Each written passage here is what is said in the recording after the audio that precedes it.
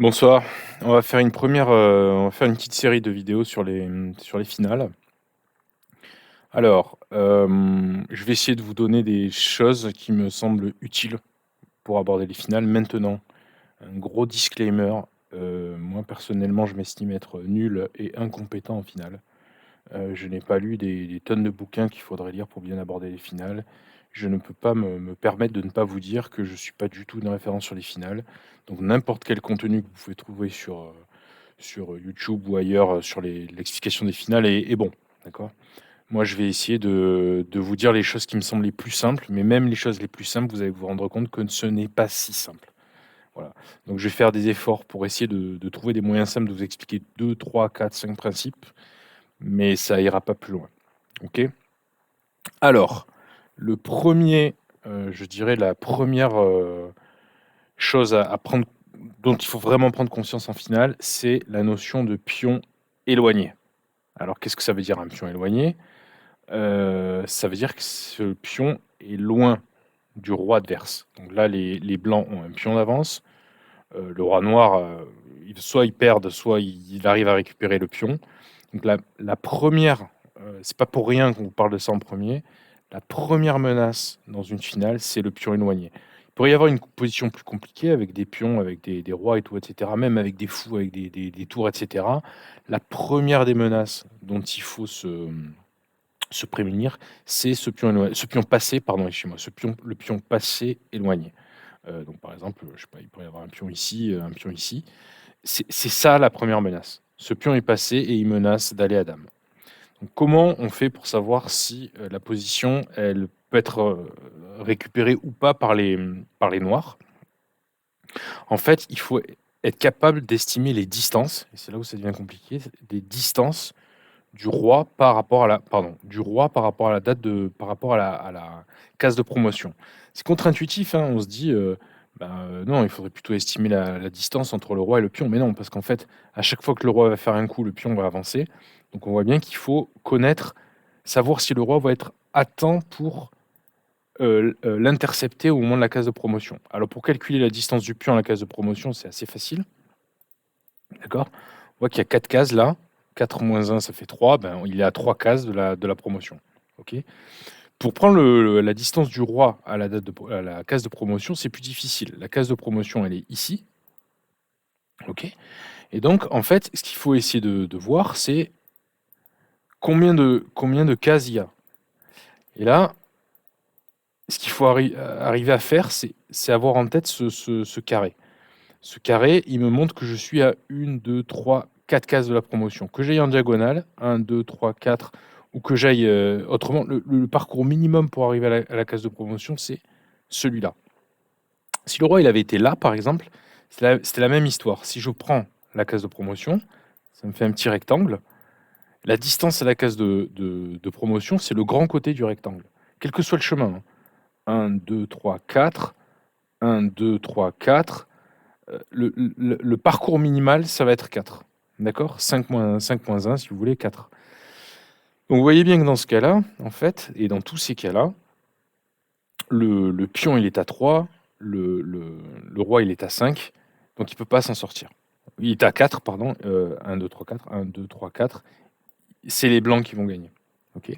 Une autre manière qui arrive souvent et qu'on vous montre souvent quand on vous apprend cette position-là, c'est de vous dire: «Est-ce que le roi rentre dans le carré du pion?» C'est-à-dire qu'on prend le pion, on regarde jusqu'à sa case de promotion, ça fait un carré comme ça. Et la règle qu'on vous donne, c'est celle-là, c'est si le roi noir arrive à rentrer dans le carré, alors il est à temps pour intercepter le pion. Là, le roi noir, là, c'est une position qui est mise en place où c'est au blanc de jouer. Si c'est au blanc de jouer, ben, vous voyez bien que le roi n'a pas le temps n'a pas le temps de rentrer dans le carré du pion. Le roi va répondre, mais il a jamais le temps de rentrer dans le carré du pion. OK? Donc du coup, les blancs font dame. Mais pourquoi je vous parle de distance et pourquoi je vous parle pas de carré du pion? Pourquoi j'insiste là-dessus? C'est vraiment la distance qu'il faut calculer. C'est que la règle du carré du pion, elle est bonne, elle est très bonne. On se dit: «Ah bah oui, effectivement, là, le roi noir n'est pas dans le carré du pion, donc du coup, il a pas le temps d'y arriver». OK, c'est vrai. Maintenant, je vous prends un autre exemple. Je vous prends cet exemple-là. Vous dites, ah, le roi noir est déjà dans le carré du pion. Donc on ne parle pas de distance, hein, c'est pas la peine de parler de distance, il est déjà dans le carré du pion, donc le roi noir va y arriver. En effet, si les blancs poussent, il va avoir le temps à chaque fois de récupérer la pièce à temps, enfin ou la promotion à temps. Ok. Sauf que là où ça devient compliqué, c'est que dans une finale, bah, très souvent, vous avez des pions, des pièces, des rois. Et en fait, c'est bien d'avoir cette notion de quart en tête, mais c'est beaucoup plus utile, il me semble, de se dire attention, pour atteindre la case de promotion, le roi noir, pardon, j'ai pas pris la bonne couleur, le roi noir n'a qu'un seul chemin là. C'est le chemin unique pour atteindre en 4 cases cette case de promotion. Il n'y a qu'un seul chemin. Donc ça veut dire quoi? Ça veut dire que si le roi noir, par malheur, s'il avait son pion qui était sur son chemin, là c'est gagné pour les blancs. Donc si le pion n'est pas sur le chemin, le roi noir il a le temps d'aller récupérer. Là il y a avantage noir parce qu'en fait du coup il va récupérer le pion et il va faire dame, mais bon c'est pas très grave. Mais si le pion il est sur le chemin, ben malheur, c'est malheureux à dire, mais hop, il peut pas passer là. Donc ça veut dire que là, dans ce cas-là, la distance entre ce roi et la case de promotion, c'est pas 4, c'est pas 1, 2, 3, 4. C'est 1, 2, 3, 4, 5.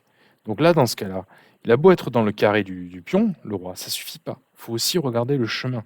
Donc c'est assez essentiel. Si vous voulez savoir si un pion passé éloigné, il va être capté par un roi, c'est assez essentiel de voir le chemin. Alors, en termes techniques, ça s'appelle la géodésique. Le chemin de plus courte distance s'appelle la géodésique. Mais il faut que vous voyez les géodésiques, en fait. Les chemins de plus courte distance. Là, le chemin de plus courte distance, c'est celui-là. Et il est suffisant. Effectivement, le pion, il est à 4 cases pour la promotion. Ce chemin, il a une distance de 4 pour arriver jusqu'à la case de promotion. Mais s'il y a un pion devant, bah, ça change l'affaire complètement. Le chemin n'est pas le même. Ok. Alors, il peut y avoir d'autres exemples. Je ne sais pas. Par exemple, imaginons que le roi, il est là.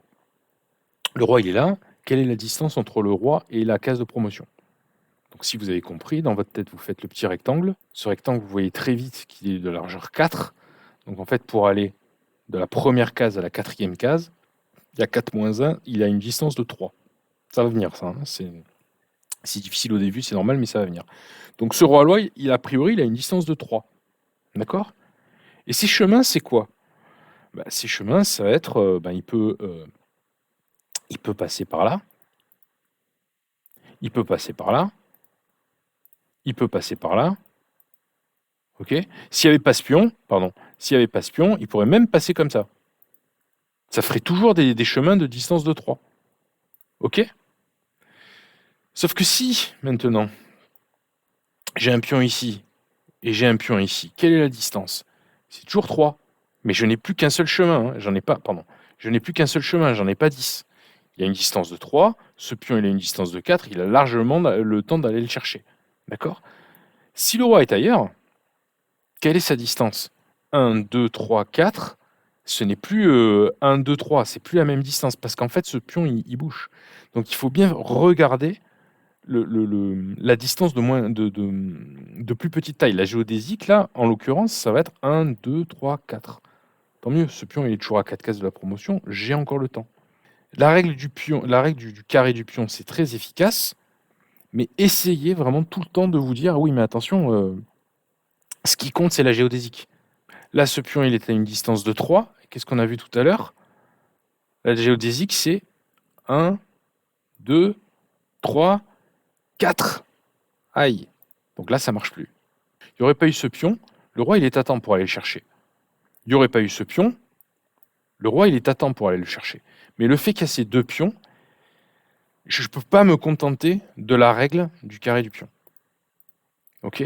Donc c'est très bien d'avoir cette règle du carré du pion. Le roi noir est dans le carré du pion, donc en fait, il a le temps d'aller récupérer ce pion, mais surtout, pour vous occuper des pions passés éloignés, n'oubliez pas que ce qu'il faut regarder, c'est le plus court chemin.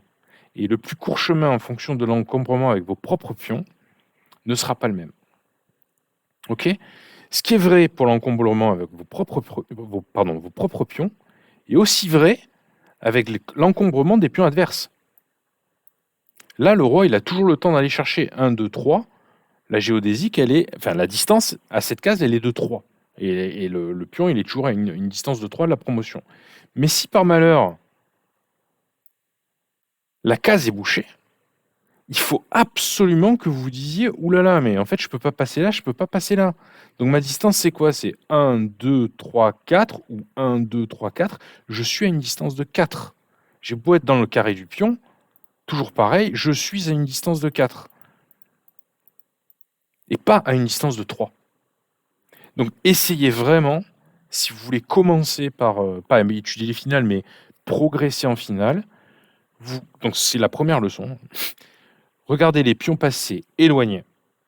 Occupez-vous des pions passés éloignés. Et pour les estimer, vous regardez la distance du pion à la case de promotion. Donc là, on a vu ce que c'était. C'était 1, 2, 3. D'accord? Il est à 3 cases de la promotion. Et vous devez regarder le chemin de plus courte distance, en incluant l'encombrement de vos pièces et les cases déjà contrôlées par les pions ou par les pièces adverses ou par le roi adverse. D'accord? Vous devez regarder ça. Voilà, c'est la première chose, petite chose. Je pense que ça peut être utile pour vous. Dites-moi si c'est... répondez-moi en commentaire, dites-moi si c'est utile. Si c'est utile, je ferai d'autres petites vidéos comme ça. Allez, je vous remercie.